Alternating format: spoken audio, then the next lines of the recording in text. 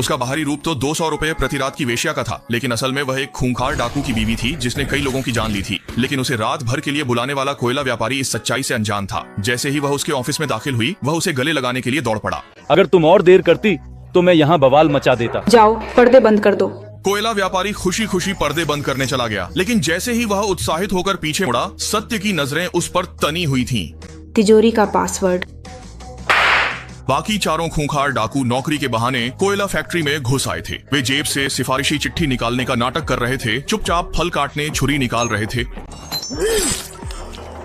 पास खड़ा सुरक्षा गार्ड यह देखकर भाग खड़ा हुआ, लेकिन उसका इंतजार कर रही थी बेरहम गोली। इसके बाद डाकू तिजोरी के सामने पहुंचे और कोयला मालिक के मरने से पहले बताए गए पासवर्ड से तिजोरी खोल दी। सोने का तमगा। लाखों कीमती सोने की धूल हाथ लगने के बाद घमंडी और दबंग डाकुओं ने पास के एक चरवाहे के घर भी लूट लिया और वहीं जश्न की दावत उड़ाने लगे। लेकिन बड़ी भाभी अफेंग अब तक वापस नहीं लौटी थी। अफेंग को गाड़ी लाने भेजा था, अब तक क्यों नहीं लौटी? इसी बीच छोटे भाई ने अचानक देखा कि खिड़की के बाहर 2 पुरुष और एक महिला घोड़े पर सवार होकर पास आ रहे हैं। कोई आ रहा है। छोटे भाई को शक हुआ कि वे इरादे से नहीं आ रहे, इसलिए वह तुरंत हथियार उठाकर पलटवार के लिए तैयार हो गया। लेकिन डाकुओं का सरगना बिल्कुल नहीं घबराया। बैठ जाओ, ये खाओ।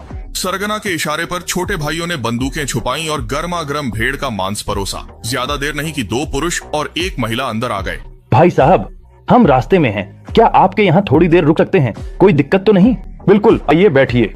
छोटे भाइयों ने गर्मजोशी से तीनों को शराब परोसी, लेकिन उनमें से लड़की ने अचानक एक अजीब सवाल पूछ लिया। मुझे घर की महिला मालिक क्यों नहीं दिख रही?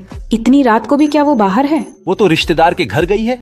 डकैतों सरगना मन हत्या विचार आ गया। शक हुआ ये तीनों पुलिस हैं। हकीकत उनका शक गलत नहीं था। असल दिन डकैतों कोयला व्यापारी लूट खबर पुलिस स्टेशन पहुंच गई थी। ये तीनों पुलिस अधिकारी डकैतों पीछा करने आए थे।